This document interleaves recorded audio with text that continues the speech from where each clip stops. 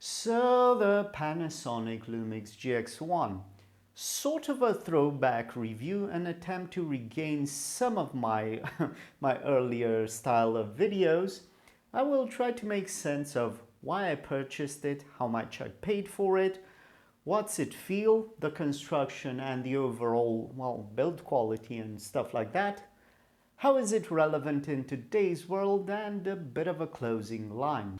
Not such a fussy review after all, but maybe you'll find out some interesting things about this camera.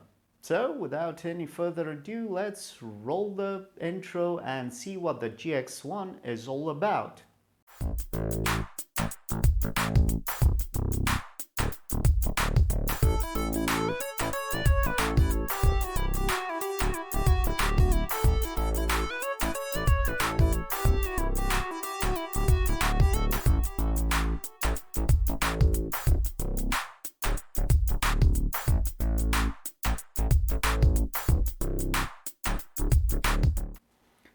So the Panasonic Lumix GX1.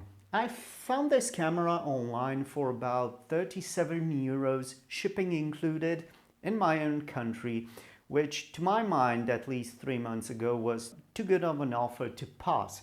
So I bit the bullet, worrying a bit that maybe the shape of the camera wasn't all that it's supposed to be, meaning it had some additional wear and tear that I wasn't aware or that the seller hadn't disclaimed. But luckily, this camera is actually in a great working and aesthetic condition. Yeah, sure, it has some marks, some scuffs on the corners, and while the LCD cover here, which is plastic, is a bit prone to disintegration and some sort of discoloring. But that is a known issue for the GX1, so no worries there. Overall though, I think I have really made a smart purchase here, because for 37 euros you simply cannot get such a quality micro four thirds camera. Well, at least from what I was able to search and find online. The construction of this camera is rather impressive, and well, you can really feel the premium quality. No shakes, bends, twists, obviously, since it's an sort of an anodized or maybe painted aluminium casing housing, I don't know. But the fit and finish is actually exquisite and really impressive. Mainly that's the whole reason I bought it, because it's small, compact, very ergonomic, by the way. So there's grip here, this rubberized grip in front, which you can see right here. I don't know if the camera is focusing, but anyway, you get the picture. This is one mighty nice piece of gadgetry to hold in your hand. And well, yeah, that's the whole point of my purchase. At any rate, since this 16 megapixel sensor in the Micro Four Thirds camera still holds some sort of a relevance in 2024, I figured that the Full HD filming capabilities might be sort of relevant for me as a secondary camera. Well, I am ashamed to admit it, but I really haven't taken any clips with this camera, so it's just been standing in a drawer for the past couple of months or so, and really I don't know what to do with it, other than the fact that I occasionally turn it on and check out what it has going for it. I haven't really used it. I didn't even film the proper review as I am doing now. So I bought it in May or so, and it's September, and this is the first time I'm attempting a full-on review. So the battery is not original, but it's holding the power quite nicely, and I can turn on the camera with no problems. By the way, I love the fact that it has this rather rotary dial with the on-off switch at the side. Very mechanic. Have a listen. Very nice action. and it sort of contributes to the whole quality of the camera. In short, in no particular order, this is the charger that it came with, not original of course. And well, for 37 euros, it didn't even come with a sensor cover, not to mention the lack of a proper micro four thirds lens like this. 25mm f1.7 Panasonic Lumix, which I hold in my hand for demonstration purposes only. So without any further ado, let's just mount it to the camera like so and turn on the device. Well, actually it was turned on, but anyway, you get the idea. So in auto mode, you get quick bursts of pictures. Let me just try to see if I can focus in camera 1. And yeah, the shots are, I don't know if they're impressive or not. I will try to post some follow-up clips explaining what the performance of this particular camera is in terms of shots and video and so on.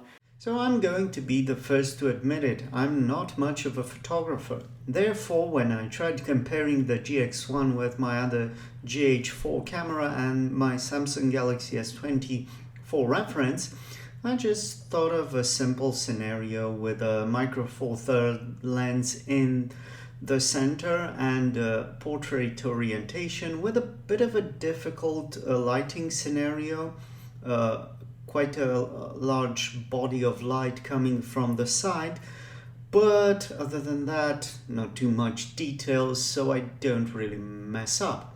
So the results of this crude comparison are intriguing to say the least. On the one hand, the GH4 managed to capture the lighting temperature correctly and to give the tone of the most realistic photo of them all. However, I wasn't able to correctly use the focus setting, and I believe I tried to manual focus, but that's also my fault. It's not the best shot I got with the GH4, but it is the best shot I got in portrait orientation with the GH4. The photo is mainly okay, but there are some issues with the lighting and the shadows in the center of the photo anyway. Surprisingly, the GX1 performed better with the detail, the manual focus of the photo, if that makes any sense, but the tone of the colors in the photo are quite off the scale, and I didn't try to further fine-tune the color temperature. So there the result is quite perplexing, a bit more detailed than the GH4 at the first glance, but a bit of a disappointing photo overall. And just for reference sake, you can see an attempt at a portrait shot for the Samsung Galaxy S20, the vanilla model, which I still own and use. And you can see there's a lot of detail and sharpness to the photo, but somehow the corners are distorted, and that is typical of smartphone camera capabilities, due to the overly processed nature of the photo itself. Suffice it to say that, well, for the price I paid for it, which was 37 euros, I guess I got a great deal. And now the question remains, why actually did I purchase it? Well, to my mind, it was a good sort of investment because you don't really get a full HD micro four thirds capability camera for under 50 euros. And even those, maybe they're lower tier or some sort. So I honestly thought that paying 37 euros for it, I can get my money back at any time I wished, which is about now because I'm thinking of selling it since I don't really use it, and since my YouTube channel is struggling, I figured I might as well try to make a meager profit out of this transaction and maybe, I don't know, amortize my spendings on my other equipment like microphones, my GH4 camera, stand, lighting, and so on and so forth. So, back to the camera though, there is one interesting feature here. You have the release for the flash. So this is quite nice. There's quite a mechanic feel to this operation. So let's just have a look. Yeah, it seems flimsy in the hand, this flash add-on, but actually it's quite robust and flexible enough so it doesn't get damaged due to, I don't know, accidental touching or of sorts. I'm sure you can break it easily, but anyway, to the accidental touch, it's quite fine. So you just release it like that, and here you have another hot shoe which is compatible with an additional visor electronic viewfinder, but that unfortunately costs rather much, so it doesn't really make sense to purchase this camera for about 50 to 80 euros, depending on the way it's on the wear and tear, and then spend another 50 euros to 100 euros for the electronic viewfinder, which connects right here to the camera. That's a shame. So whenever you see one of these at a good price with a viewfinder, just go ahead and grab it, because yeah, it's worth quite a lot of money, it appears. Anyway, a feature you might be missing is, well, the fact that the LCD screen, even though it's a touch screen, it's not tiltable in any way, and well, that's a rather shame, because if you're trying to film or take pictures like this, holding the camera in front of you, it's quite fine, but if you hold it downwards a bit and try to, I don't know, to take this kind of a picture, you won't be seeing anything. But then again, this is a compact camera from quite a while back, so yeah, you don't really have too many expectations. Anyway, compared to the rest of my so-called tech, what I mean junk, this is actually quite the impressive camera. Yeah, sure, it can be beaten in 2024 easily by a mid-tier smartphone. But if you want to have a dedicated, enthusiast camera with a couple of gadgets and maybe, I don't know, use it occasionally, it's not quite as obsolete as you might consider. You can take artsy pictures, artistic attempts at, creating photography with it. And yeah, that's about the extent of my photo ability, so I can't really analyze the results of this camera. Yeah, I'm not much of a reviewer, but then again, this is not a relevant review. You have the obligatory screw here, which can connect to, the standard basic tripod layout. And other than that, I don't know what to say except for the fact that I love this format dearly, but yeah, this is not gonna work for me because I have too much junk laying around. So this will go for sale for about, I don't know, 90 euros. Hopefully I will make about 30 to 40 euros after shipping and whatever I end up selling it for. So it's a meager attempt at making some sort of sense out of this whole YouTube endeavor and maybe cash in a meager profit. Anyway, if you like this sort of format and video, please consider subscribing and liking. Please make sure to note this is sort of a retro look, throwback look. It's not an actual review, and I don't consider myself a professional reviewer. And actually, I'm trying to,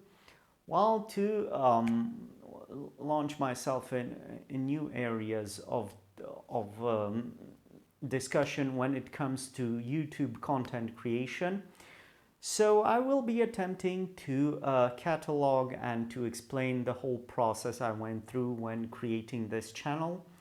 And hopefully you like that, you like those efforts and support me with ideas and comments and so on and so forth.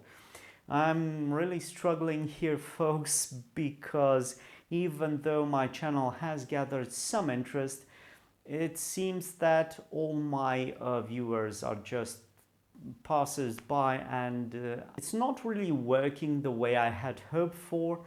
I'm not trying to shed a tear here or to blackmail you into, into supporting my channel, but suffice it to say that I was really hoping for more support when it comes to,